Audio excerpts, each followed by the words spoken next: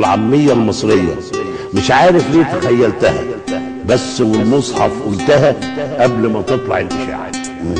امبارح قبل ما اموت بساعة، امبارح قبل ما اموت بساعة رفعت السماعة.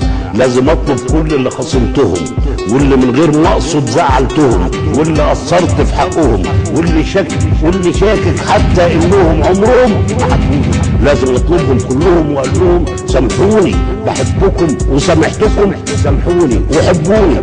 لكن يا خساره التليفون ماتت فيه الحراره.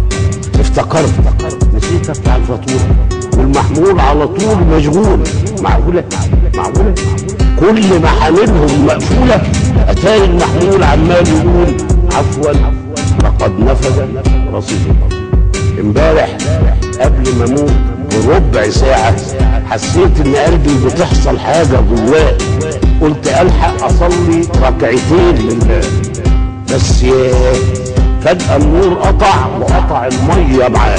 قلت اتيمم والحق الركعتين. احيه الفتحة راحت فين؟ الفتحة راحت فين؟